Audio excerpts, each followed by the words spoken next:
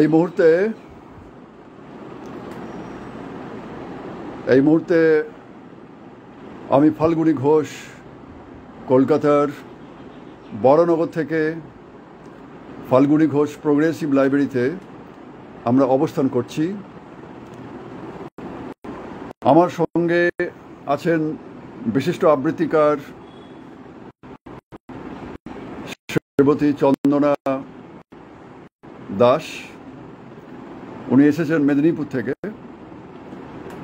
মেদিনীপুর শহর থেকে। আমার সঙ্গে উপস্থিত আছেন আমার ভাই, বই প্রেমী, বই পাগল রামকৃষ্ণ বড়াল।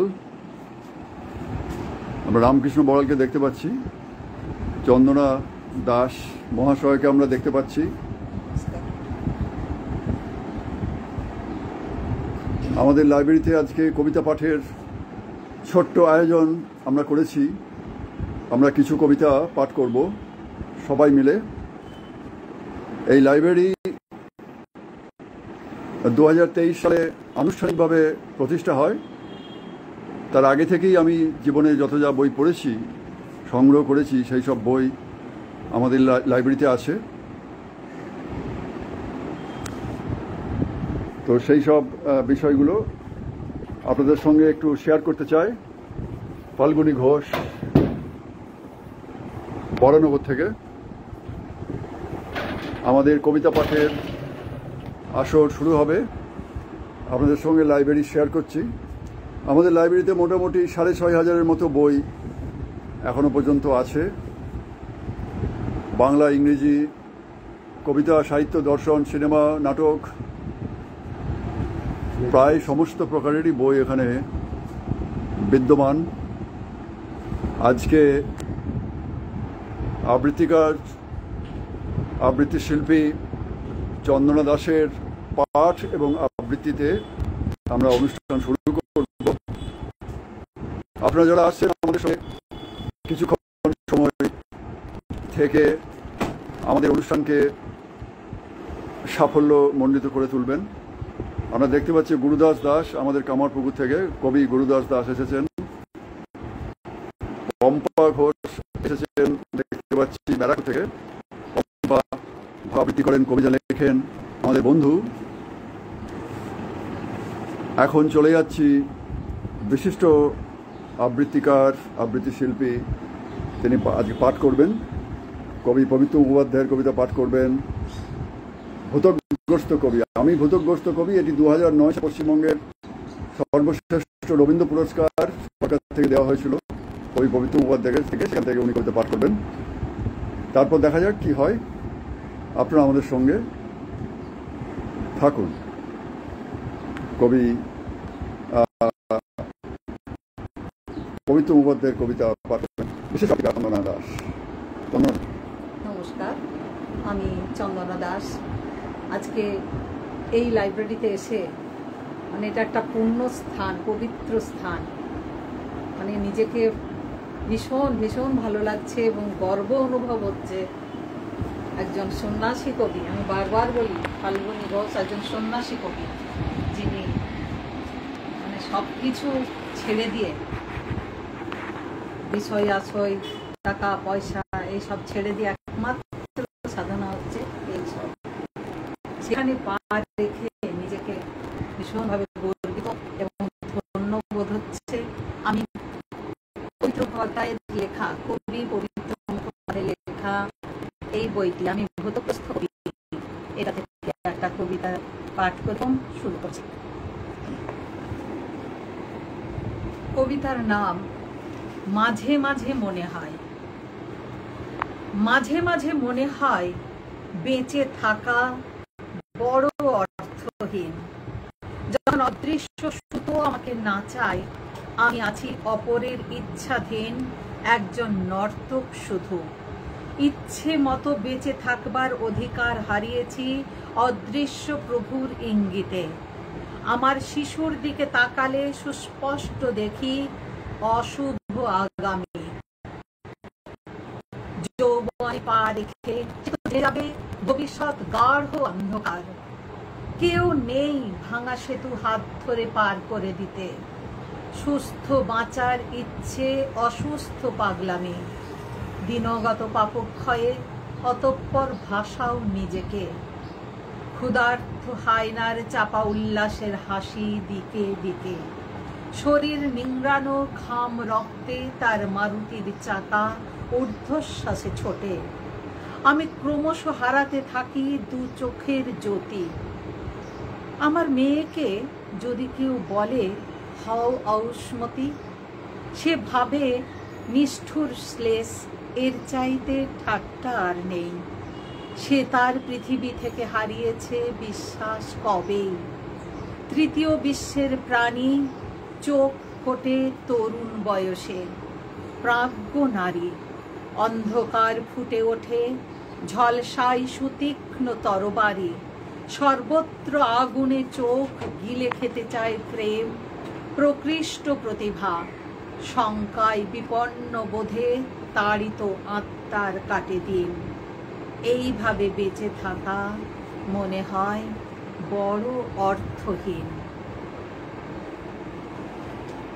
এখন আমি ফাল্গুনী ঘোষ একটি কবিতা পড়ছি কবি জীবনানন্দ দাশের, যে কবিতাটি এই মুহূর্তে খুবই খুবই প্রাসঙ্গিক। অদ্ভুত আঁধার এক, অদ্ভুত আঁধার এক এসেছে এ পৃথিবীতে আজ। যারা অন্ধ সবচেয়ে বেশি আজ চোখে দেখে তারা, যাদের হৃদয়ে কোনো প্রেম নেই, প্রীতি নেই, করুণার আলোড়ন নেই। পৃথিবী অচল আজ তাদের সুপরামর্শ ছাড়া। যাদের গভীর আস্থা আছে আজও মানুষের প্রতি, এখনো যাদের কাছে স্বাভাবিক বলে মনে হয় মহৎ সত্য বা রীতি কিংবা শিল্প অথবা সাধনা, শকুন ও শেয়ালের খাদ্য আজ তাদের হৃদয়। আমি জীবনানন্দ দাশের আরেকটি কবিতা পড়ব, একটু অন্যরকম কবিতা। বুনো হাঁস, আপনারা সবাই জানেন বুনো হাঁস বিখ্যাত কবিতা। পেঁচার ধূসর পাখা উড়ে যায় নক্ষত্রের পানে, জলা মাঠ ছেড়ে দিয়ে চাঁদের আহ্বানে। বুনো হাঁস পাখা মেলে সাঁই সাঁই শব্দ তা শুনি তার, 1 2 3 4 অজস্র অপার। রাত্রির কিনার দিয়ে তাহাদের ক্ষিপ্র ডানা ঝাড়া, ইঞ্জিনের মতো শব্দে ছুটিতেছে ছুটিতেছে তারা। তারপর পড়ে থাকে নক্ষত্রের বিশাল আকাশ, হাঁসের গায়ের ঘ্রাণ, 2-1টা কল্পনার হাঁস। মনে পড়ে কবেকার পাড়াগাঁর অরুণিমা সান্নালের মুখ, উড়ুক উড়ুক তারা পৌষের জ্যোৎস্নায় নীরবে উড়ুক। কল্পনার হাঁস সব, পৃথিবীর সব ধ্বনি সব রং মুছে গেলে পর উড়ুক উড়ুক তারা হৃদয়ের শব্দহীন জ্যোৎস্নার ভিতর। এবার বিশিষ্ট আবৃত্তিকার চন্দনা দাসের কাছে চলে যাও, ক্যামেরা নিয়ে।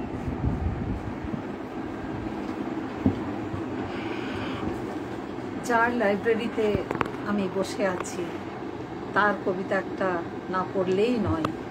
আমি তারই ফাল্গুনী ঘোষেরই লেখা একটা কবিতা, কবিতার নাম কবিতা যাপন। একটি কবিতা যাপন শেষ হলে কেন তোমার চোখের জল আমাকে অধিকার করে? কেন আমার দীর্ঘশ্বাস পৃথিবীর তৃণচরে ছড়িয়ে যায় ফুলের রেণুর মতো? কবিতার নরম শরীরের মতো তোমার মন পেতে চায় পুরুষের বিগলিত মোম। স্নায়ুর আলোয় মাখামাখি হয় সরল মুখ, দুটি চোখ নিঃশব্দে যত্নে দেখে ভোরের বিকীর্ণ আলো। অন্ধকার নেমে এলে দীর্ঘ নীল অবসর, কণ্ঠ লগ্ন হও মায়ায় সৌন্দর্যে প্রেমে আকুতিতে। কবিতার সংসার স্বাধীন সরাট নির্ভার দিগন্তে বিলীন। ঝাউ গাছ বনানী বাতাস নিশি নীল কবিতা যাপন, শিরশির হাওয়া হেমন্ত বয়ে যায়, উষ্ণতার আকুতি জাগে স্মৃতি ও নেশায়, দীর্ণ এ জীবন তবু চাই মৈথুন ঘন যাপন, স্নিগ্ধ বালিয়াড়ি ছায়া ছায়া জীবন। আরেকটা কবিতা কবি ফাল্গুনী ঘোষের, কবিতার নাম কবিতা প্রেমিক।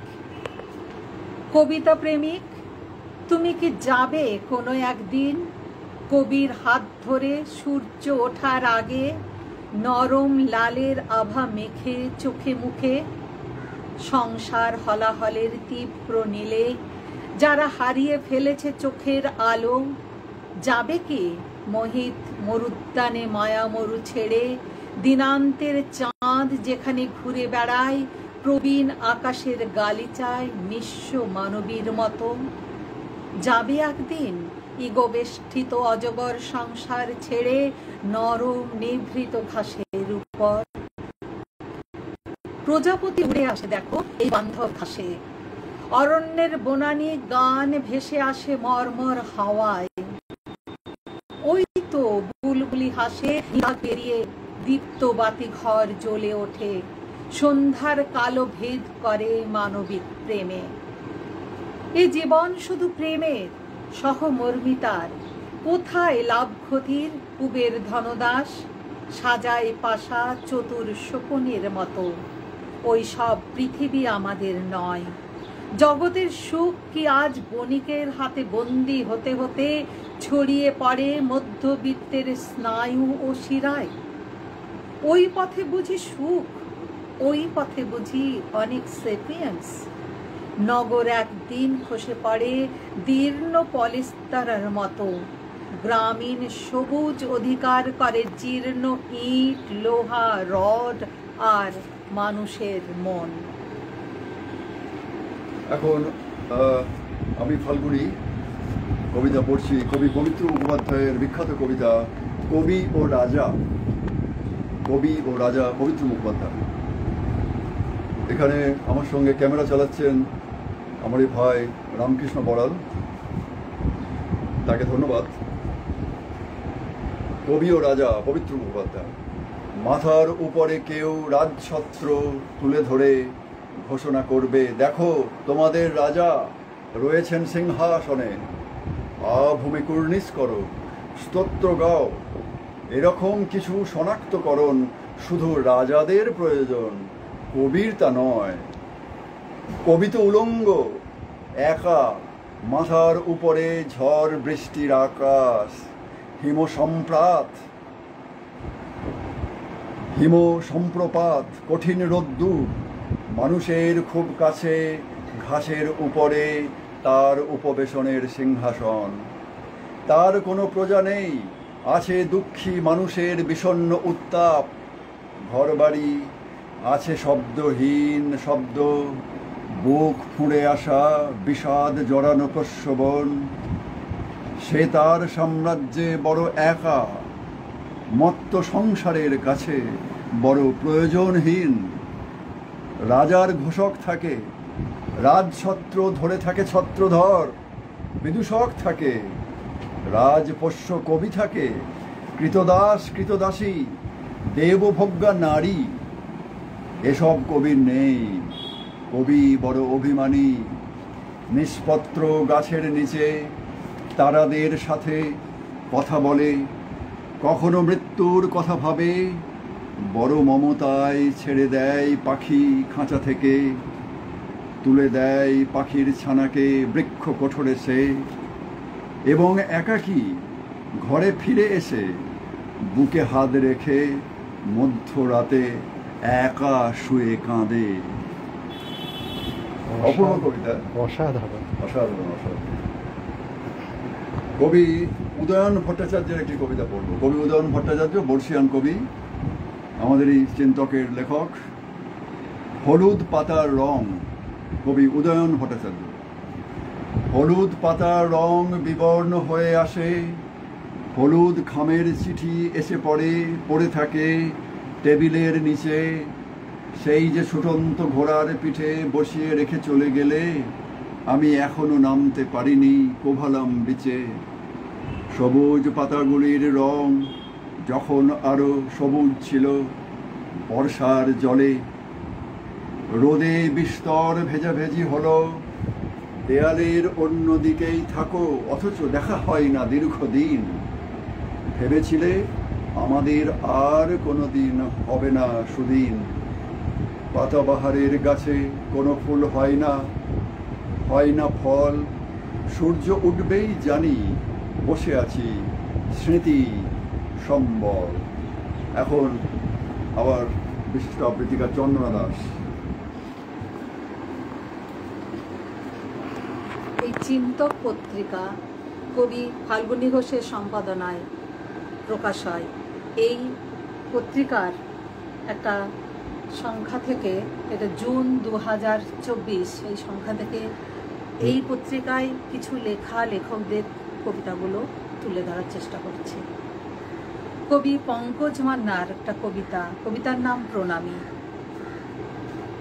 আমাদের বাসা জীবনানন্দ গ্রাম, কবিতা সেখানে ভোরের নরম আলো, আলো আর ছায়া নারীদের ডাকনাম। বনলতা সেন অসীমার মতো ভালো, জুড়ে অন্ধ বধির করছে তুমুল রাজ।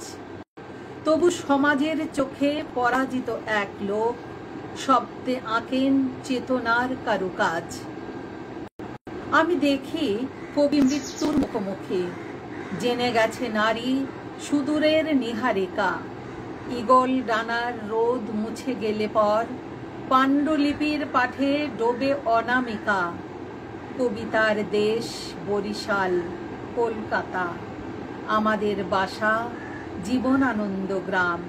প্রবীণ এ কবি তোমার অতলে ডুবে ব্যর্থ কাব্যে প্রণামীটা রাখলাম।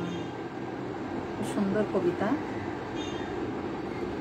আরেক কবি এই পত্রিকার, কবির নাম সুনীল মাঝি, তার কবিতা বাংলার চাঁদ।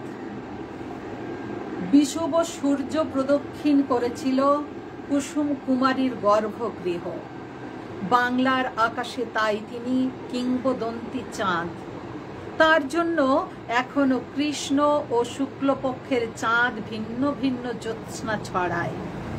কতবার ভেবেছি অমাবস্যা এলেই এই ম্লান পৃথিবীর বুকে টুক করে ঝুলে পড়ব মহুয়ার ডালে।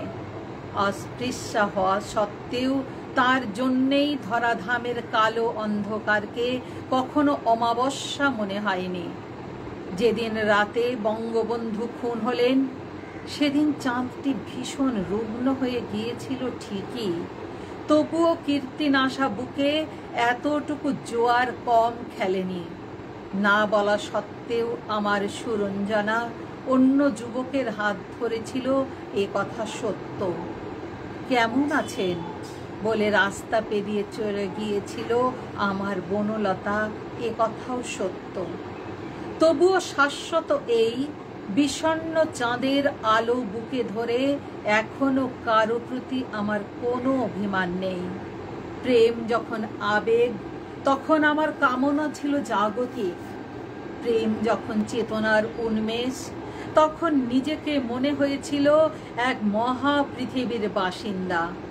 তবু এই যন্ত্র সভ্যতার যুগেও রূপসী বাংলাকে এখনো মনে হয় স্বপ্নঘর। খুব সুন্দর, ভালো লাগলো। খুব সুন্দর কবিতা। এটা চিন্তক সংখ্যা 9 থেকে চিন্তক 9। এরপরে আর একটা ইস্যু হয়েছে চিন্তক 10। এখানে চিন্তক 7 থেকে 7 নম্বর সংখ্যা থেকে আমি কবিতা পড়ব। সুমিতা মুখোপাধ্যায় আমাদের চিন্তকের একজন নিরলস, নিষ্ঠাবান বা নিষ্ঠাবতী,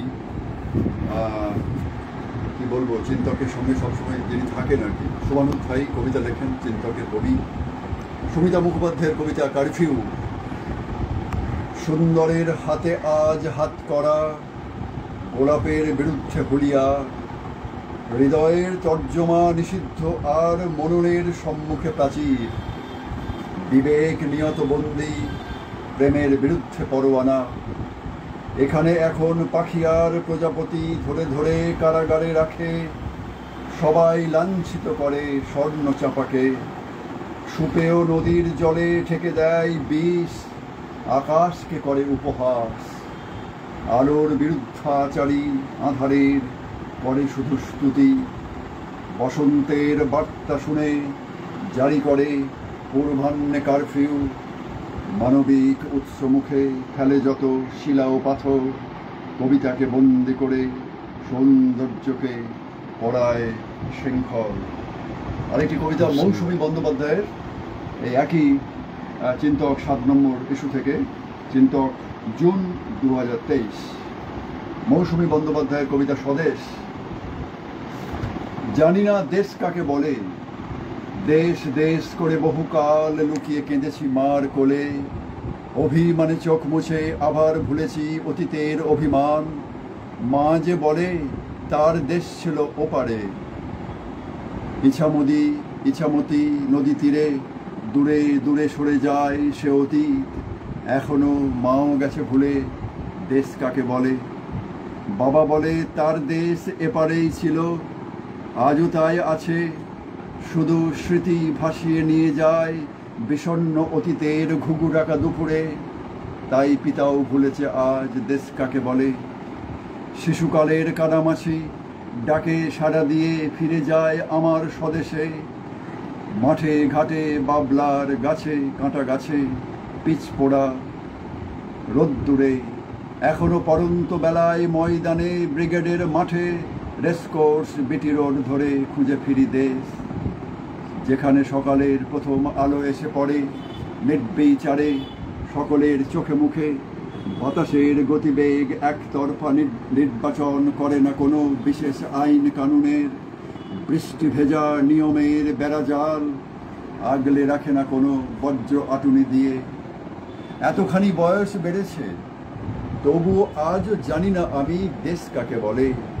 অন্ধকার রাতে যেখানে নিরাপদ সকলে, নারী পুরুষ নির্বিশেষে দেশ কাকে বলে। চমৎকার।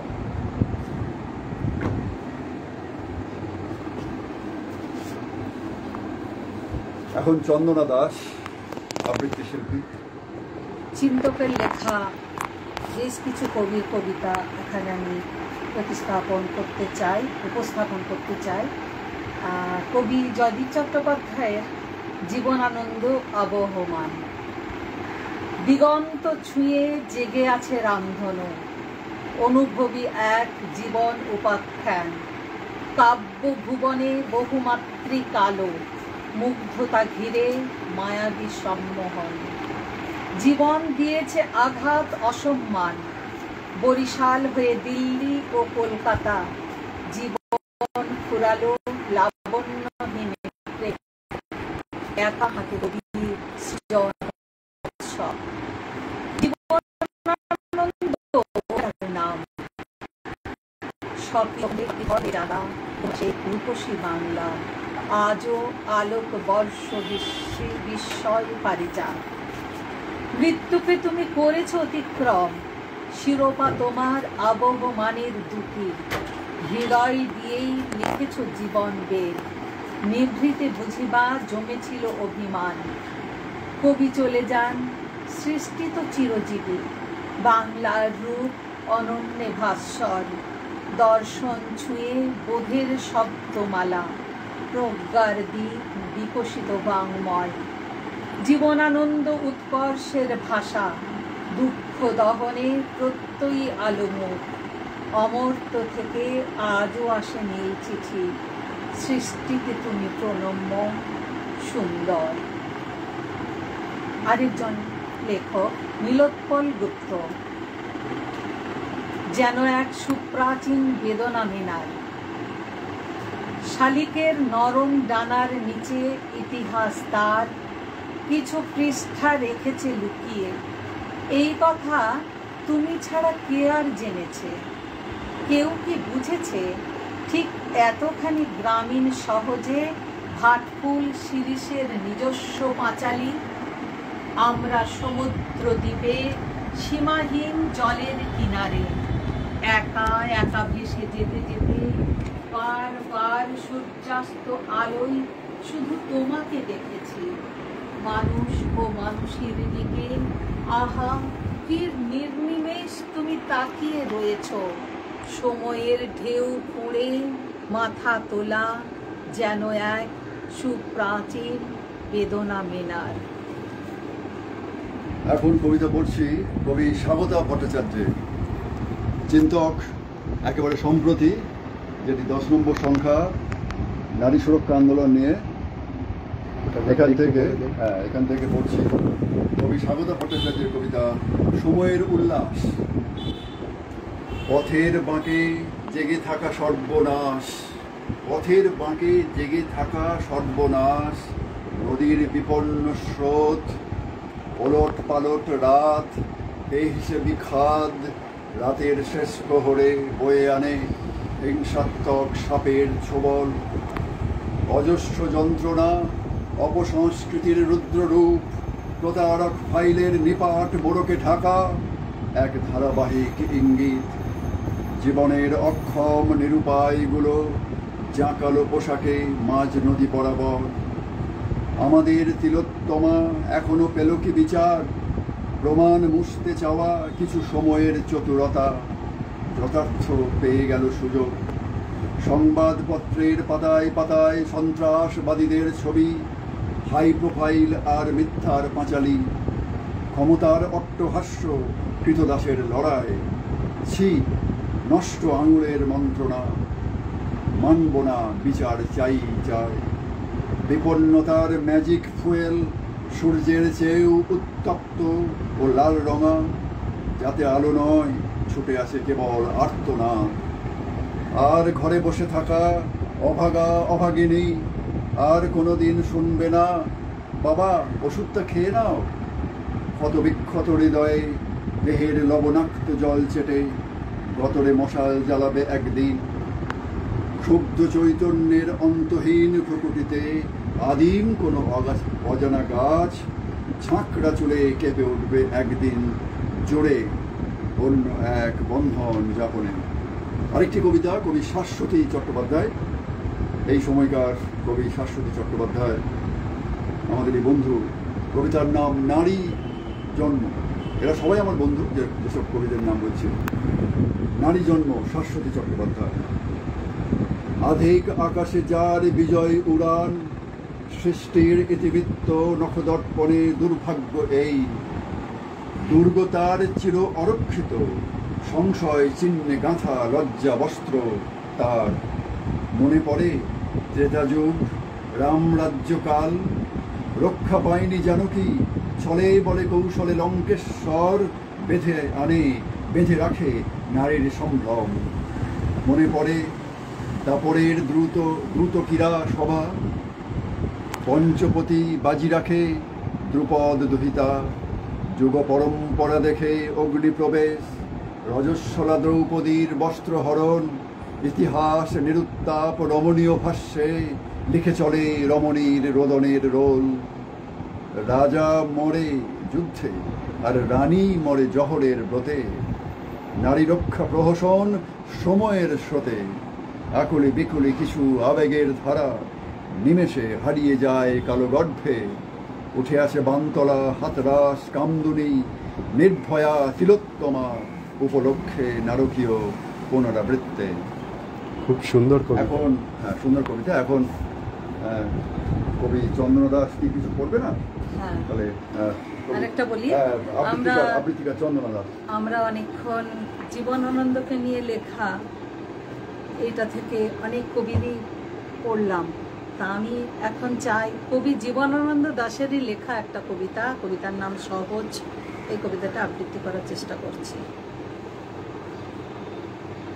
সহজ। আমার এ গান কোনোদিন শুনিবে না তুমি এসে, আজ রাত্রে আমার আহ্বান ভেসে যাবে পথের বাতাসে, তবুও হৃদয়ে গান আসে। ডাকিবার ভাষা তবুও ভুলি না আমি, তবু ভালোবাসা জেগে থাকে প্রাণে। পৃথিবীর কানে, নক্ষত্রের কানে, তবু গায়ে গান।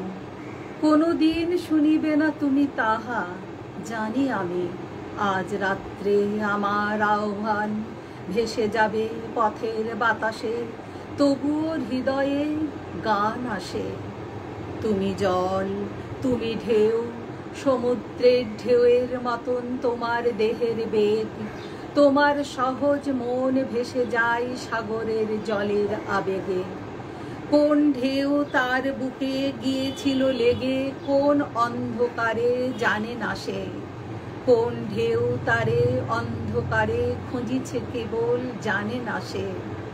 রাত্রির সিন্ধুর জল, রাত্রির সিন্ধুর ঢেউ, তুমি এক, তোমারে কে ভালোবাসে, তোমারে কি কেউ বুকে করে রাখে?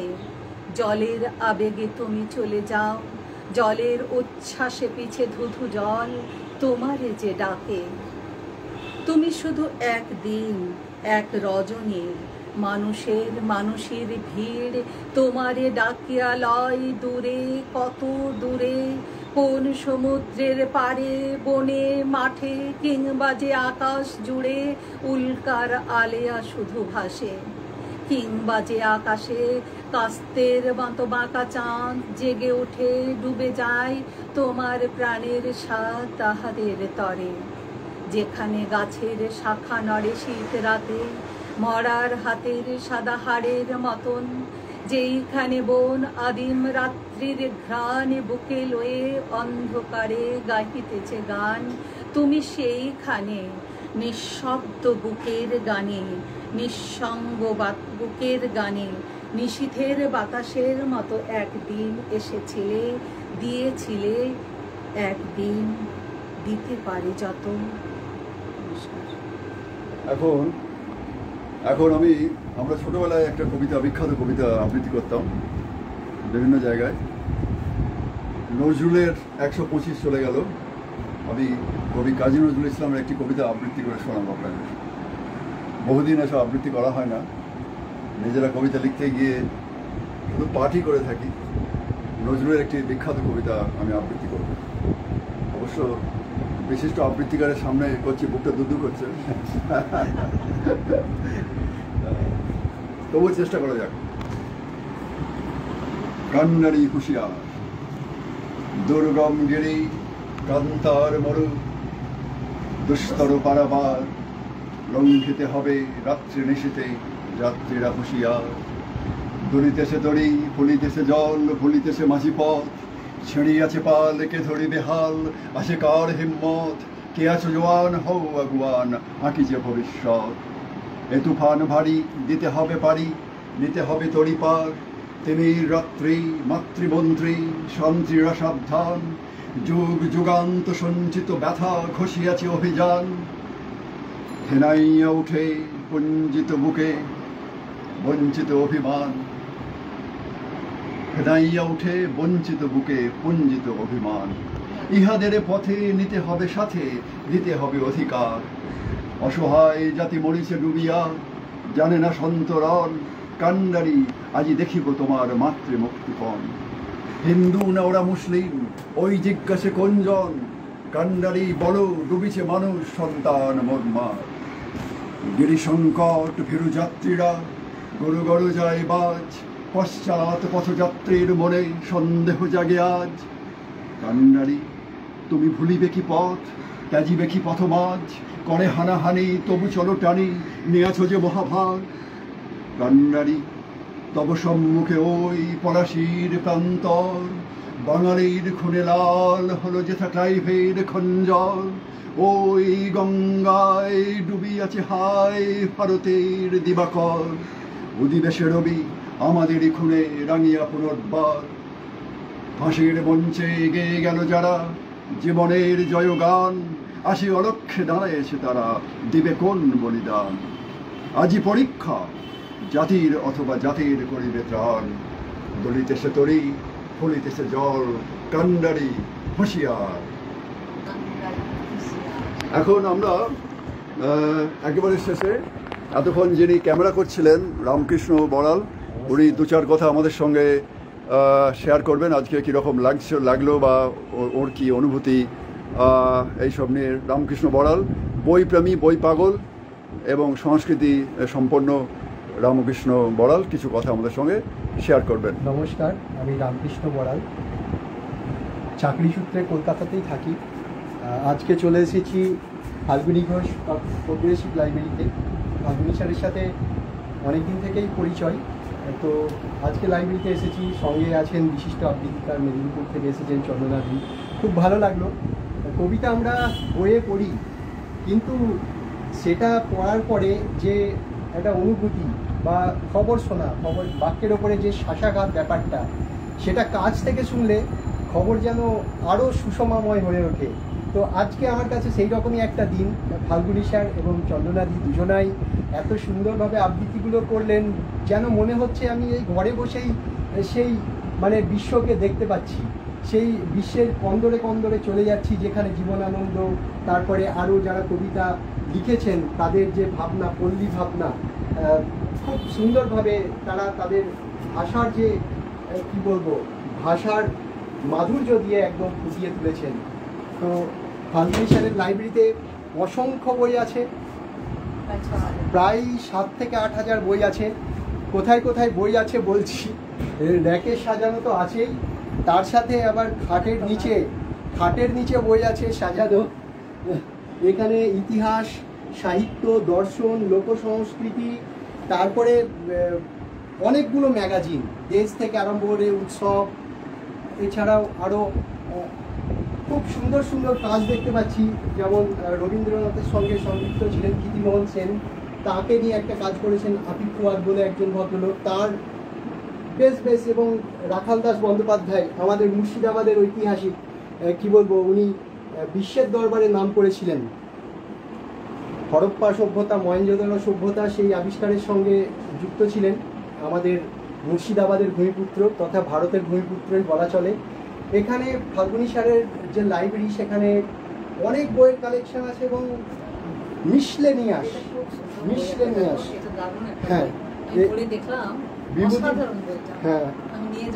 আচ্ছা, বিভূতিভূষণ বন্দ্যোপাধ্যায়ের একটা সংখ্যা, 3 বন্দ্যোপাধ্যায় তো আমাদের বাংলা সাহিত্যে, দিবারাত্রি কাব্য, হ্যাঁ, ওই আফিফ ফুয়াদ করেছেন, হ্যাঁ উনি করেছেন। এবং আমাদের 3 বন্দ্যোপাধ্যায় তো কি বলবো, একদম বাঙালির মননে রয়েছেন তাদের সাহিত্য কীর্তির জন্য। তারাশঙ্কর বন্দ্যোপাধ্যায় একমাত্র সাহিত্যিক যিনি নোবেল পেতেন, কিন্তু হঠাৎ চলে যাওয়ার কারণে আর সেই জায়গাটায় নামটা পৌঁছায়। এবং এখানে আমরা অনেক ইংরেজি বইও আমাদের কালেকশন আছে। হ্যাঁ, ইংরেজি বই আমি যা সব পড়েছি সারা জীবন ধরে, স্যারের এখানে কালেকশন রয়েছে। অনেক বই আপনার ইয়েতেও রয়েছে, মোড়া রয়েছে, যেগুলো দেখতে পাবেন না। তবে ফাল্গুনী স্যারের আর একটা বৈশিষ্ট্য হচ্ছে উনি বই 2 হাতে দান করে দেন। আমরাও অনেক বই নিয়ে যাব। এর আগেও পড়ার জন্য উনি কখনো যে পড়তে ভালো লাগে তাকে উনি খুব পছন্দ করেন, কাছে টেনে নেন এবং বই নিয়ে যাও, বই পড়ো, জ্ঞানের আলোয় নিজেকে আলোকিত করো। এটাই হচ্ছে উনার জীবন এবং চলার আসলে জীবনে আমার আর কিছু হয়নি এই বই ছাড়া। আমার কাছে আমি জীবনে যা কিছু বেশিরভাগ ইনকাম করেছি সেটা বইয়ের পিছনেই গেছে। মোটামুটি 7,000 বইয়ের পিছনে আমার কিছু না হলেও প্রায় 20 লাখ টাকার মতো বইয়ের কালেকশন আছে। এবং 20 লাখ টাকা একটা এত ছোটোখাটো ফ্ল্যাট হয়ে যেত। তো এখন এটা একটা হচ্ছে পুজো, ওয়ার্শিপ।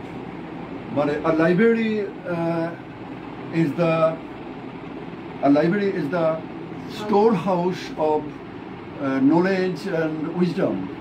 এবং এই লাইব্রেরিতে অন্তত ধরুন কিছু না হলেও 2000 যে লেখকের বই আছে বা 3000 লেখকের বই আছে, 7000 বই। এই 2000 বা 3000 লেখকের সঙ্গে যখন আমি বই পড়ছি, আমার মাথার চারদিকে 2000 লেখক যেন এখানে স্থির হয়ে আছেন এবং তাদের লেখা সেই সব শব্দ, বর্ণ, অনুভূতি, মেধা এবং বুদ্ধি এই বইয়ের মধ্যে সঞ্চিত আছে। এবং আমার মনে হচ্ছে যে আমি একা নই, আমার পৃথিবীতে 2000 জন যেন আমাকে ঘিরে বেষ্টন করে আছে। এই একটা বিষয় যেন আমাকে খুব তাড়িত করে।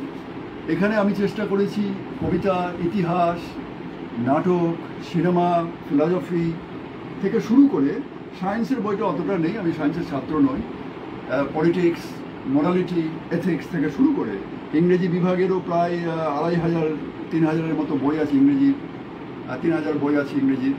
আমার নিজের পাঠ্য বই ছাড়াও, নিজের ক্লাসের পাঠ্য ছাড়াও বিভিন্ন রকমের গ্রিক মিথোলজি থেকে রোমান মিথোলজি থেকে শুরু করে। যারা একদিন আসতে চান আমার লাইব্রেরিতে আমার সঙ্গে যোগাযোগ করবেন।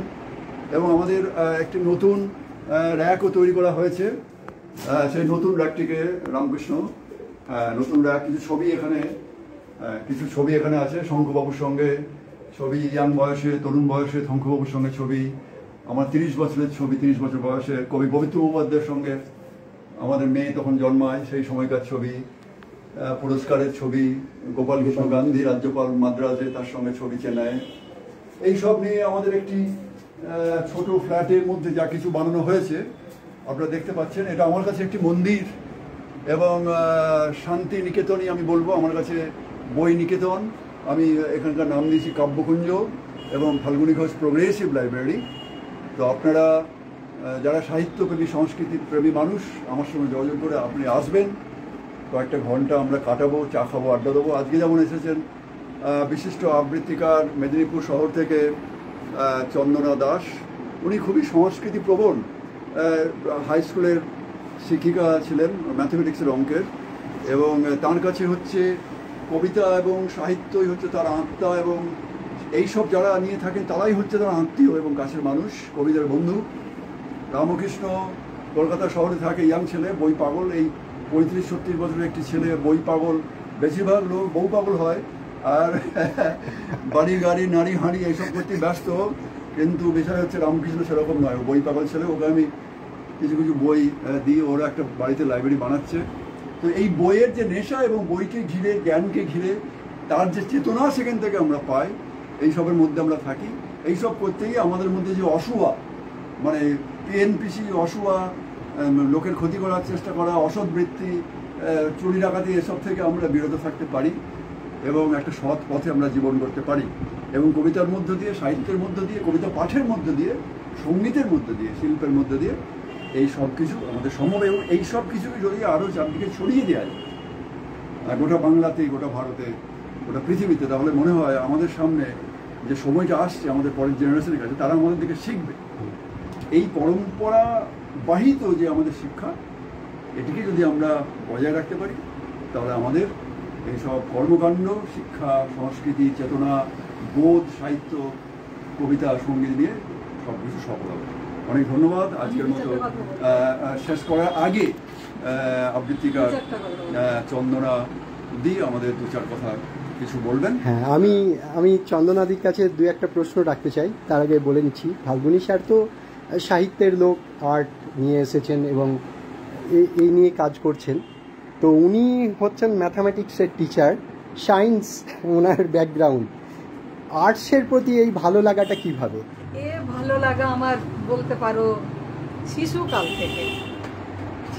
থেকে রবীন্দ্রনাথের গান, রবীন্দ্রনাথের কবিতা, সেই একদম প্রাইমারি সেকশন থেকে এটা আমার মানে শিরায় ধমনীতে জন্মলগ্ন থেকেই বোধহয় রয়ে গেছে। মানে আমার জ্ঞান অবধি আমি জানি, যখন থেকে জ্ঞান হয়েছে আমি তখন থেকে এর মধ্যেই বিরাজ করি। দিয়ে একটা দীর্ঘ সময় চাকরি করলাম, 2 মেয়েকে মানুষ করলাম, তখন কিছুটা ভাঁটা পড়লো, কিন্তু স্তীমিত হয়নি, অন্তরে তো আছেই। আর স্কুলে চাকরি করার সুবাদে আমি এগুলোর মানে থেকে বিচ্ছিন্ন হয়ে যাইনি, ছিলাম, কিন্তু নিজে যে এই যে ব্যাপকভাবে এর ভেতরে ডুবে থাকা, সেটা হয়তো মানে এই আমার অবসর জীবনের পরে আমি এটাতে একদম ঢুকে গেছি।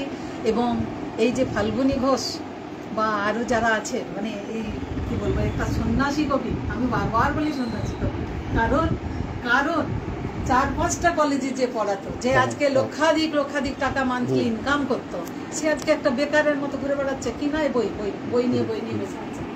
আর একটা পরিশেষে বলি, আজকে সারা দিনটা আমি অনেক কষ্টে আজকে একটা মানে এক প্রকার পালিয়ে এসে একটা বিশুদ্ধ হাওয়া, বিশুদ্ধ দিন যাপন করলাম, একদম মানে কি বলবো, স্বচ্ছ মানে শুদ্ধ অক্সিজেন নেওয়ার মতো বিশুদ্ধ অক্সিজেন নিলাম সারাদিন ধরে। আমার মানে ঋদ্ধ হলাম। এই একটা পুণ্যভূমিতে এসে আমার মনে থাকবে, আমি বারে আসবো, আপনারাও আসুন, এই কথা বলবো। এবং সবচেয়ে বড় কথা হচ্ছে যে আমার 22টি বই প্রকাশিত হয়েছে, 22টি বই আমার প্রকাশিত হয়েছে এবং চাকরি বাকরি সব ছেড়ে দিয়েছি। আমার বিলাসিতা, বেকারত্ব আমার বিলাসিতা, এবং এই কবিতার মধ্যেই আমি আমার কবিতার মধ্যে, লেখার মধ্যে, জ্ঞানের মধ্যেই জীবনের মোক্ষ যাকে বলে জীবনের লক্ষ্য একটা ছিল, সেই সব থেকে সেটা অন্য লক্ষ্য ছিল, কিন্তু জীবনের লক্ষ্য ছিল লেখক হওয়া, কবিতা লিখতে পারা। তো সেই পথেই মোক্ষ খুঁজে পাওয়া। লক্ষ্য এবং মোক্ষ যখন একসঙ্গে পাওয়া যায় তখন মানুষের সঙ্গে অনেক সখ্যতা গড়ে ওঠে। এবং এই যে লক্ষ্য মোক্ষ এবং সখ্যতা, প্রাচীর ভেঙে বেরোতে হবে। চিত্ত, রবীন্দ্রনাথের কথা আমরা জানি, চিত্ত যেটা ভয় শূন্য, উচ্চ যেটা শ্রীর, জ্ঞান যেটা মুক্ত গৃহের প্রাচীর। জ্ঞানকে মুক্ত করতে হবে, জ্ঞানকে ছড়িয়ে দিতে হবে, কুক্ষিগত করলে চলবে না। সাধারণ মানুষের বিদ্যা যা বিমুক্ত হয়, বিদ্যাকে বিমুক্ত করতে হবে, চার দেয়াল ভেঙে ফেলতে হবে। আজকের বণিক যুগের যে শিক্ষা, লেখাপড়ার শিক্ষা, শুধু পেটে খাওয়ার জন্য চাকরি, আর বড় বড় হোটেলে খাবে, বড় বড় রেস্তোরাঁয় খাবে, ভালো ভালো দামি দামি দামি জামাপত্র পরবে, বিরাট বিরাট জায়গায় উড়োজাহাজে করে বেড়াতে যাবে, শুধু এই যে স্বার্থ, এই স্বার্থকে চরিতার্থ করতে গিয়ে আজকের যে তরুণ সমাজ বা সোসাইটির যেসব মেম্বার এইসব করে বেড়াচ্ছেন, তাদেরকে বলি যে আপনারা সাধারণের জন্যও কিছু ভাবতে হবে, দেশের জন্য আপনাদের ভাবতে হবে, জ্ঞানের জন্য ভাবতে হবে, এবং বিদ্যা বুদ্ধিকে কাজে লাগাতে হবে জ্ঞানের জন্য, মানুষের মধ্যে ছড়িয়ে দেওয়ার জন্য। যারা এই জ্ঞান থেকে বঞ্চিত, আমাদের পৃথিবীতে এই যে 70% লোকজন পড়াশোনার বাইরে, তারা লেখাপড়াটাই করেন, টিভি থেকে খবর কাজ করে, সারাদিন মাথায় গিজ করছে, কোথায় মারপিট হচ্ছে, কোথায় খুন হচ্ছে। টিভি খুললেই অপরাধ প্রবণতা পশ্চিমবঙ্গে প্রচণ্ডভাবে বেড়েছে, দেশে দেশে যুদ্ধ হচ্ছে চারিদিকে। এই পৃথিবী উন্মত্ত, এই নিষ্ঠুর যে পৃথিবী, এই হিংসায় উন্মত্ত পৃথিবী, নিত্য নিথুর দণ্ড, রবীন্দ্রনাথ বলে গেছিলেন। এই যে একটা পৃথিবী, এই দ্বন্দ্বমুখর পৃথিবী, আমরা যত বেশি কাছাকাছি আসতে পারবো কবিতার মধ্য দিয়ে, শিল্পের মধ্য দিয়ে, গানের মধ্য দিয়ে, সাহিত্যের মধ্য দিয়ে, আলোচনার মধ্য দিয়ে, আমরা তত বেশি ভালো থাকবো। আপনারা ভালো থাকুন, ধন্যবাদ, নমস্কার, আবার দেখা হবে। স্যার, আমি আর একটা জিজ্ঞেস করব যে এই চিন্তক পত্রিকা দেখতে দেখতে 10টা সংখ্যা হয়ে গেল, চিন্তকের যাত্রাটা কিভাবে শুরু হলো? সেই চিন্তকের যাত্রা শুরু হয়েছিল 2018-তে। কবি বৈদ্য মুখোপাধ্যায় আমাদের অভিভাবক, তিনি বললেন যে আমরা তো আর কদিন, তুমি শুরু করো এবার একটা পত্রিকা। আমি নাম দিলাম চিন্তক। 2018-র কবি শেলিকে আমি খুব ভালোবাসি। 4 অগস্ট মাসে আমরা পত্রিকা শুরু করলাম। আজকে চলছে, প্রায় 10টা সংখ্যা হয়ে গেছে, আরও সামনে সংখ্যা আসছে। 28শে জুন প্রোগ্রাম, আপনারা আসতে পারেন অনুষ্ঠানে, শ্রোতা হিসেবে আসতে পারেন, আমাকে শুধু জানাবেন, আসবেন, এখানে কোনো বাধা নেই। তো এই একটা ব্যাপার চলছে। চিন্তকের চিন্তনশীলতা, কবিতা, সাহিত্য, প্রবন্ধ নিয়ে চলছে চরণীগতি। আমরা আরও এগিয়ে যাব, সবাইকার সাহায্য ভালোবাসা নিয়ে। চিন্তকের সম্পাদক মণ্ডলী এবং লেখকরা যথেষ্ট আস্থাবান, এবং তারা শুভানুধ্যায়ী চিন্তকের, তারা আমাদের কথা ভাবেন। সবাইকে নিয়ে আমরা পথ চলি, যতটা সম্ভব সৎ মানুষদেরকে নিয়ে পথ চলি, যারা সত্যের প্রতি যাদের দায়বদ্ধতা আছে, ন্যায়ের প্রতি যাদের দায়বদ্ধতা আছে, মানবিক মানসিকতার প্রতি যাদের দায়বদ্ধতা আছে, তাদেরকেই আমরা ভালোবাসি, তাদেরকে কাছে ডেকে নিই। অনেক ধন্যবাদ। আজকের আলোচনা খুব ভালো লাগছে আমার। তো দিদি রয়েছেন সঙ্গে। স্যারকে আমি আর একটা কোয়েশ্চেন করব যে আজকে যেহেতু সাহিত্যের আলোচনা হলো, কবিতা আলোচনা হলো, তো এই বাংলা সাহিত্য সংক্রান্ত একটা কথা যে বিভিন্ন সময়ে বিভিন্ন বড় বড় সাহিত্যিক এসেছেন। আমি সাহিত্যিকের পাঠটা, গদ্য পাঠটা বাদ দিচ্ছি, আমি কাব্যের কথায় আসছি। তো অনেক বড় বড় কবিরাও এসেছেন। তো পদ্য এবং কবিতা, এই দুটোর মধ্যে আপনি যদি একটু ডিফারেন্সিয়েট করে দেন। পদ্য আর কবিতার মধ্যে তফাৎ আছে। আদা গাছে তোতা পাখি, ডালিম গাছে মৌ, হিরে দাদার মরমরে থান, ঠাকুর দাদার বউ, এটা হচ্ছে পদ্য। মানে পদে পদে মিলন হলে সেটাকে পদ্য বলা। সেখানে কিন্তু কাব্য নেই। তাহলে কাব্য কোথায়? কাব্যের মধ্যে একটা নির্দিষ্ট দর্শন থাকবে, একটা ফিলসফি থাকবে। এবং কাব্য কোনখানে পদ্য হচ্ছে আলাদা না? ধরুন আমি বলছি, চুলতার কবেকার অন্ধকার বিদিশার ঋষা, মুক্তার সাবস্তির কারুকার্য, অতি দূর সমুদ্রের পর যে নাবিক হাল ভেঙে হারিয়েছে দিশা। এই দেখুন কাব্য, মানে একটা মেটাফোর, তুলনা উঠে আসছে একটার সঙ্গে, একটা সিমিল উঠে আসছে। এটা হচ্ছে কাব্য। কাব্যের যে ভাষা, ঝঙ্কার, যে লালিত্য, যে লালিমা, সেটা আমরা পদ্যের মধ্যে পাই না। পদ্য এক রকমের গদ্য বলা যায়, পদে পদে মিলন না হলেও তো ওগুলোকে পাশাপাশি যদি রেখে দিই তাহলে আমরা একটা গদ্যের আকারে একটা ফর্মে পেয়ে যাব।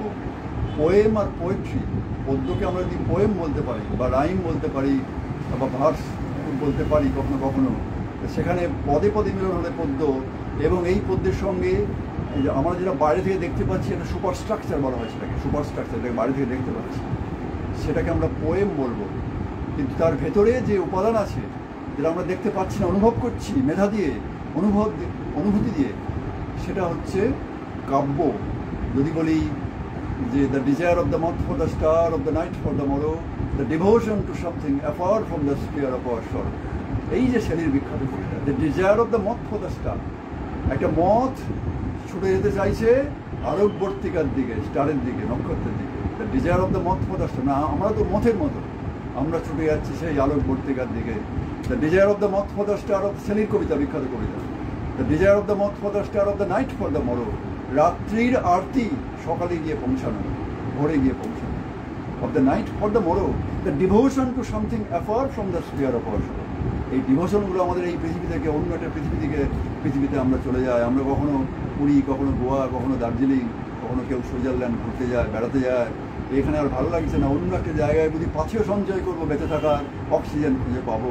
একটু আগে চন্দ্রনাথ যেটা বললেন, হ্যাঁ, তো এই বিষয়টাই হচ্ছে যে পোয়েমের সঙ্গে পোয়েট্রির যে পার্থক্য, ওই পদ্যের সঙ্গে যে কবিতা হতে গেলে তাকে কাব্যময় হতে হবে, নাহলে কিন্তু সেটা ভালো কবিতা বা উচ্চমানের কবিতা হয়ে উঠবে না। অনেক রকমের কবিতা আছে, কিন্তু ভালো উচ্চমানের কবিতা হতে গেলে তার মধ্যে কাব্যের উপস্থিতি অবশ্যই থাকবে। ওটা একটা কাব্য হয়ে উঠতে গেলে অনেক রকম ব্যাপার আছে। সেখানে কেউ কেউ বলে ছন্দ মিলিয়ে দিলে ভালো কাব্য হয়, সেটা হয়তো নয়। কেউ কেউ বলে মেটাফোর, তার ভেতরে যে ইমেজ তৈরি করা, সিম্বল তৈরি করা, একটা অন্য একটা রিয়েলিটিতে আমাকে নিয়ে চলে যাবে। অ্যারিস্টটল বললেন, এই যা কিছু দেখছি, তা কিছুকে বর্ণনা যা করছি সেটা তো কাব্য নয়। হ্যাঁ, যেমন বরাহমির বলছে শুষ্কং কাষ্টং তিষ্টে অগ্রতি তিষ্টে, বা তিষ্টে অগ্রত।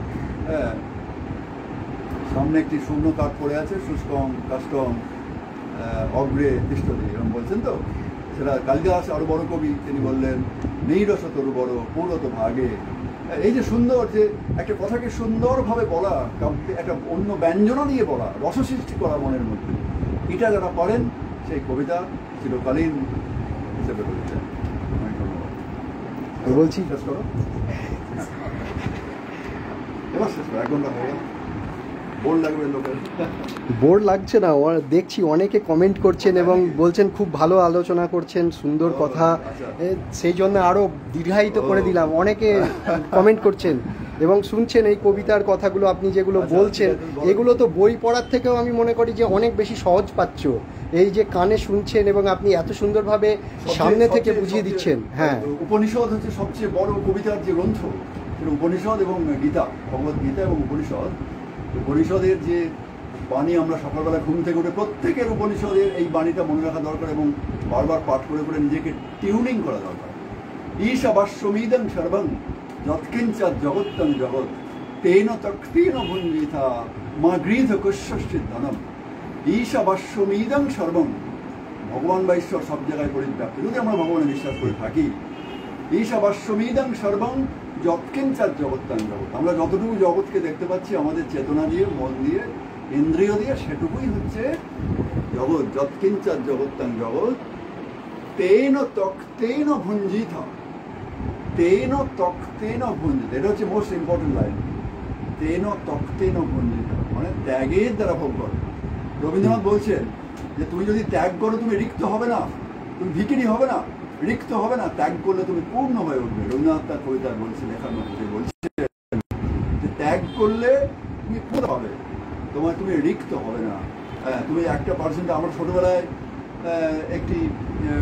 ছোটবেলায় গল্প পড়েছিলাম যে একজন সে ইনকাম করে, যে ইনকাম আমাদের শাস্ত্রে শেখানো হয়েছে যে ইনকামের 20% লোককে দান করে দাও। তুমি যদি 10,000 টাকা ইনকাম করো, যে 50,000 টাকা ইনকাম করো, 10,000 টাকা সংসার চলে না, 50,000 টাকা ইনকাম করো, তাহলে অন্তত 5,000 টাকা, মানে 10,000 টাকা না হলেও 5,000 টাকা দান করে দাও, 5,000 টাকা দুঃখীদের গরিবদের সেবার কাজে দিয়ে দাও। যদি তোমার 1 লাখ টাকা ইনকাম করো, অন্তত 10,000 টাকা তুমি দিয়ে দাও, মানে ভালো কাজে দিয়ে দাও, যাতে ভালো কাজ হয়। তো এখন সারা পৃথিবীতে আমরা ভালো মনের মানুষেরা যদি একটা লাইব্রেরি গড়ে তুলতে পারি, যদি পিছিয়ে পড়া মানুষদের জন্য কিছুটা কাপড়, কিছুটা খাবার, কিছুটা জ্ঞান যদি বিতরণ করতে পারি। সবচেয়ে অভাব হচ্ছে সবচেয়ে দুর্ভাগ্য হচ্ছে আমরা অভাগা, এই মধ্যবিত্ত মানুষেরা। আমরা মধ্যবিত্ত মানুষের কি আছে বলুন তো? খুব বোধ আছে, বুদ্ধি আছে, বোধ আছে, বুদ্ধি আছে, শিক্ষা আছে, সবই আছে। আবার এই মধ্যবিত্ত মানুষেদের প্রচুর ব্যাংকে টাকা পচানো হচ্ছে, টাকা প্রচুর সোনাদানা আছে, তারা সেই সব পরের প্রজন্মের জন্য রেখে যাচ্ছে। তারা ভাবছে 3 প্রজন্ম তারা করে খাবে, কিন্তু তারা তো উড়িয়ে দেবে। বিষয় হচ্ছে যে তার পরের প্রজন্মকে শেখানো যে তুমি কিছু কাজ করে খাবে। এই বিষয়টা হচ্ছে যে আমাদেরকে ত্যাগের দ্বারা ভোগ করতে হবে। তেন ভুঞ্জিতা, আমরা ভোগ করবো কিন্তু কিছুটা ত্যাগ করবো। মা গৃহ কস্যস্য ধন। আচ্ছা, আমরা সুভাষ বোসের কাছ থেকে শিখে নিই। আর সুভাষ বোস ICSE 4th হয়েছেন, তিনি এত বড় একটা চাকরি ছেড়ে ভারতের স্বাধীনতা সংগ্রামের জন্য ঝাঁপিয়ে পড়লেন, সব কিছু ত্যাগ করে দিল। কি খাবেন কোনো ঠিক নেই, মাথার উপরে ছাদ আছে, স্বাধীনতা আন্দোলন ভাবতে কাঁঠাল দিচ্ছে গায়েতে। মানে বিদ্যাসাগর মহাশয়ের এত কিছু করে গেলেন, শেষে তাকে দেখুন সেই 10-11 বছর কারমাটারে কাটাতে হলো সমতল পরগনায়। সাধারণ সরল মানুষদের চিকিৎসা করতেন আর থাকতেন। বিদ্যাসাগর মহাশয় জীবনে কিছু পাননি। আমি জীবনে কিছু পাবো এইভাবে মানুষের উপকার করতে যাব না। রাজা রামমোহন রায় জমিদার বংশের ছেলে, বিশাল তার এস্টেট, তিনি এত বড় কিছু কাজ করে গেলেন। প্রত্যেক নারীর উচিত বিদ্যাসাগর রামমোহনকে পাশাপাশি রেখে সকালবেলা পুজো করা। আমরা আমাদের অন্য ভগবানকে জানি না, চিনি না। যে ভগবান দেখতে পায় না সে ভগবান আমরা হয়তো বিশ্বাস করি, কিন্তু যাকে আমরা দেখতে পাচ্ছি চোখের সামনে, বিদ্যাসাগর রামমোহন, পৃথিবীর এই দুটো যে মানুষ, এত বড় মুক্তিদাতা, সোশ্যাল সংস্কারক এবং শিক্ষা সংস্কারক, পৃথিবীতে খুব কম পাওয়া যায়। এবার আমাদের রবীন্দ্রনাথ, বিবেকানন্দ, সুভাষ বোস, এই যে একটা মহান পৃথিবীর জন্ম দিয়েছেন বাঙালি। আজকে বাঙালি পশ্চিমবঙ্গে কি চলছে আমাদের সামনে, আজকে রাজ্য রাজনীতি কিভাবে আগাচ্ছে, কিভাবে দুর্নীতিগ্রস্ততা চারিদিকে ছেয়ে ফেলছে আমাদের, কিভাবে মেধাবী ছেলেগুলি আমাদের পশ্চিমবঙ্গ থেকে চলে যাচ্ছে, ব্যাঙ্গালোর চলে যাচ্ছে, গুরগাঁও চলে যাচ্ছে, USA, ইউরোপ বাড়ি দিচ্ছে, চলে যাচ্ছে বিহারে চাকরি করতে, অন্যান্য স্টেটে চাকরি করতে, আহমেদাবাদে চলে যাচ্ছে, চেন্নাইয়ে চলে যাচ্ছে। আমাদের পশ্চিমবঙ্গ কি মেধাশূন্য বাঙালিদের হয়ে যাবে? এখানে কি লুম্পেন রাজ বিরাজ করবে? যদি এই পরের প্রজন্মকে আমরা এখান থেকে মুক্ত করতে পারি, তাহলে আমাদের বই পড়তে হবে এবং বাচ্চাদেরকে শেখাতে হবে তোমরা বই পড়ো। আমি দেখতে পাচ্ছি আলিপুরদুয়ার গিয়েছিলাম উত্তরবঙ্গে, সেখানে বইগ্রাম তৈরি করা হয়েছে। ডক্টর পার্থ সাহা তিনি একটি বইগ্রাম তৈরি করেছেন। তিনি প্রশাসনকে নাড়িয়ে দিয়েছেন। তিনি সব আদিবাসী পিছিয়ে পড়া ছেলেদেরকে নিয়ে এই বই পড়াশুনো এইসব শেখাচ্ছেন। বোধিপীঠ পাঠাগার বলে এই দক্ষিণ চব্বিশ পরগনায় একটি ইয়াং ছেলে, তিনি এইসব শুরু করেছেন।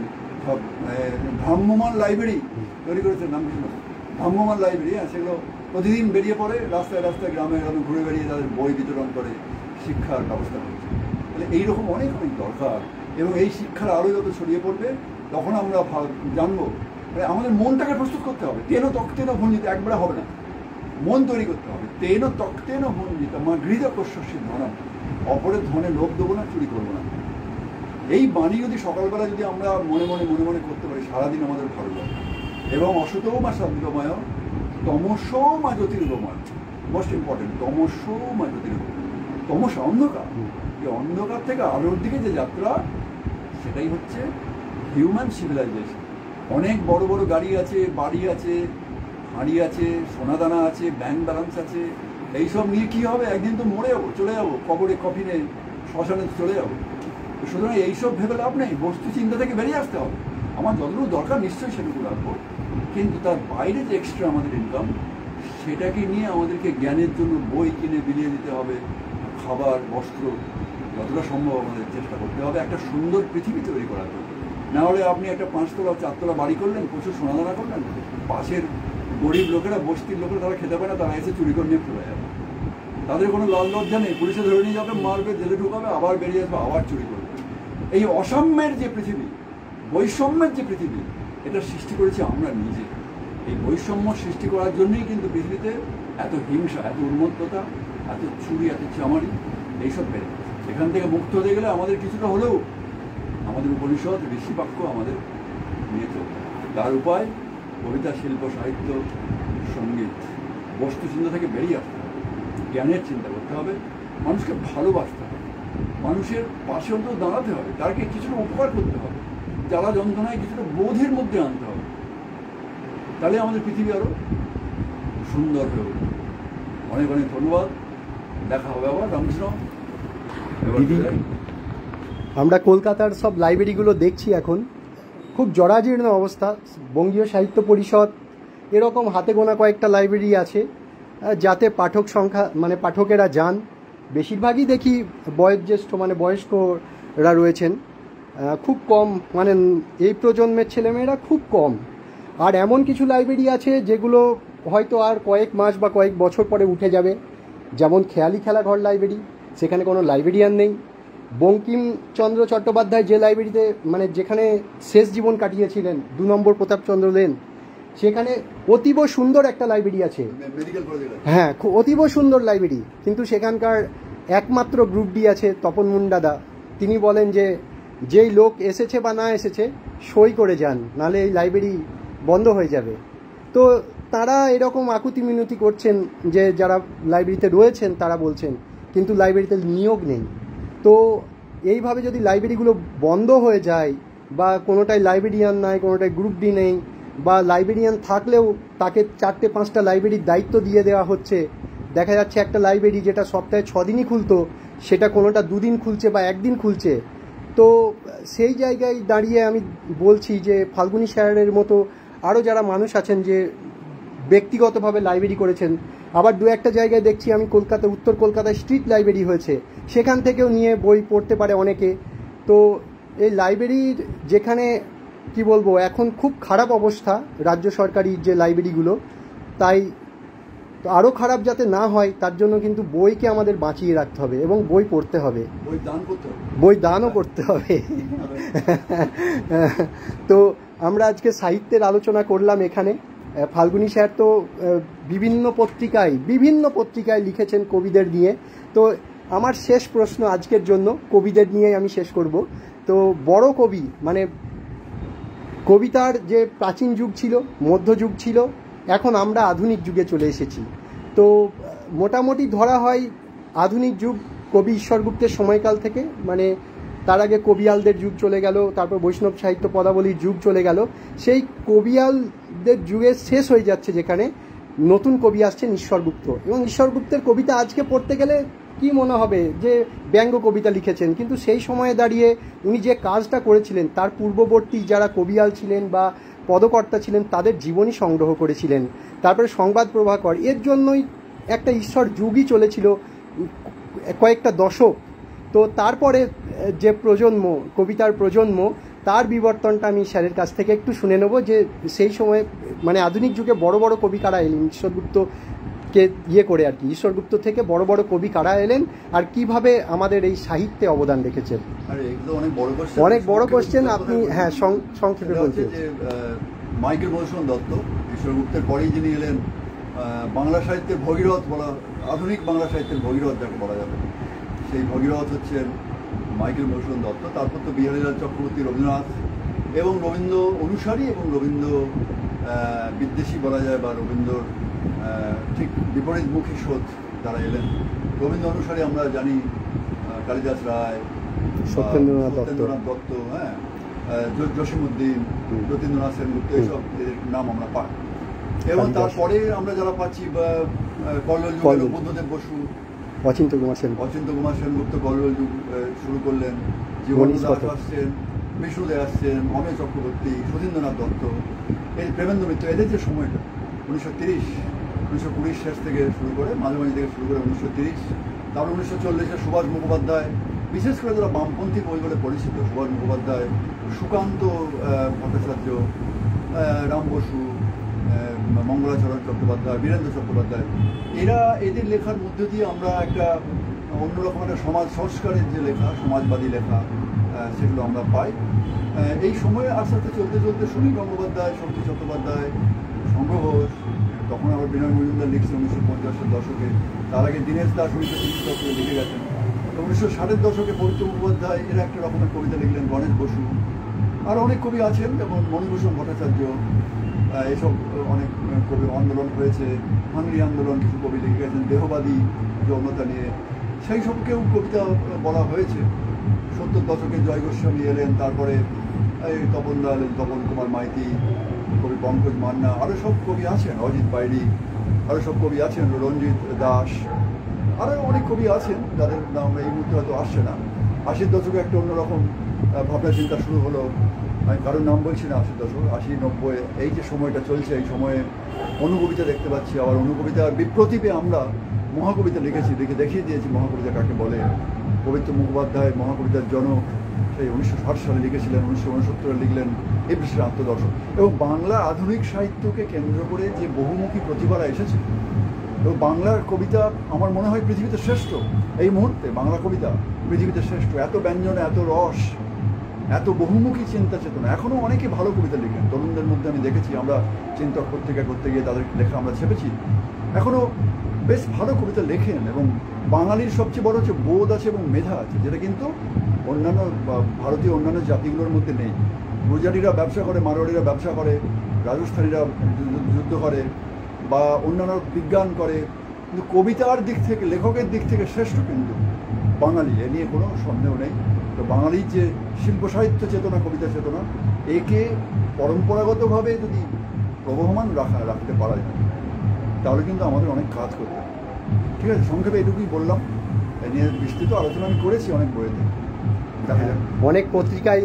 তো আজকের যে ইয়েটা, যারা বইপত্র পাননি বা দেখেননি, আজকে এটা একদম সবার জন্যে, সবার যে খুব সহজে বুঝতে পারবেন। তো আমাদের এই সংস্কৃতি চর্চার কেন্দ্রের পাশাপাশি দেখছি একদম উগ্র সংস্কৃতি আমাদের কানে চলে আসছে। তো আমরা আর বেশি দীর্ঘায়িত করব না, দিদির কাছ থেকে দু একটা কথা শুনে নেব। একদম সমাপ্তি আজকের লাইব্রেরি। আজকের এই লাইব্রেরি আমাকে সারা দিনের জন্য একখানা আমার জীবনের একটা স্মরণীয় দিন হয়ে থাকবে। আমি জাস্ট এসেছিলাম ফাল্গুনির সাথে দেখা করতে, একটু বইপত্র দেখার জন্য, কিন্তু সারাদিন যে কিভাবে কেটে গেল, একটা ভালো দিন, ভালো মানুষের, ভালো মানে সুস্থভাবে, আমি নিজে বুঝতে পারলাম না। আসলে আমিও ভীষণভাবেই বই প্রেমিক, এবং বইয়ের মধ্যেই বোধহয় আমার দিন যাপন হয় আর কি। আমি নিজেও এখন সেই স্টুডেন্ট লাইফের মতোই থাকি, অর্ধেকটা খাটে বই থাকে, অর্ধেকটাই আমি ঘুমাই। তা সেই জন্য আমার এগুলো একদম মানে প্রাণে লেগে গেছে। আমি এবারে আজকের দিনটা আমার কাছে খুব স্মরণীয় হয়ে থাকবে। হঠাৎ করে লাইভে বসিয়ে দিয়েছে ফাল্গুনি, তার জন্য ফাল্গুনিকেও অনেক ধন্যবাদ। যাই হোক, খুব ভালো লাগলো। আর এই ভাই রামকৃষ্ণ ভাই সারা মানে 1 ঘন্টার উপর থেকে সমানে লাইভ করে গেছে, ভাইটিকেও আমার তরফ থেকে ভীষণ আন্তরিক ভালোবাসা জানালাম। আজকের মতো এখানেই শেষ, আবার পরবর্তীতে কখনো দেখা হবে। অসংখ্য দিদি ধন্যবাদ। দিদি ভালো থাকবেন। এবার একদম শেষ ইয়েতে চলে এসেছি। যারা এতক্ষণ অনুষ্ঠান দেখলেন, শুনলেন, তাদের জন্য স্যারের বার্তা। হ্যাঁ, অনেক ধন্যবাদ যারা আমাদের সঙ্গে ছিলেন এতক্ষণ। আমি পার্টিকুলার নাম কিছু বলছি না, পরে আমি নাম দেখবো বা তাদের সঙ্গে কথা বলবো। অনেক ধন্যবাদ, আপনারা আমাদের সঙ্গে ছিলেন এতক্ষণ। এই সঙ্গ দেওয়ার জন্য অনেক ধন্যবাদ, আন্তরিক অভিনন্দন, ভালোবাসা, শুভেচ্ছা। আবার পরে আমাদের সঙ্গে থাকবেন এবং আমার সঙ্গে দরকার হলে ফোনে যোগাযোগ করবেন।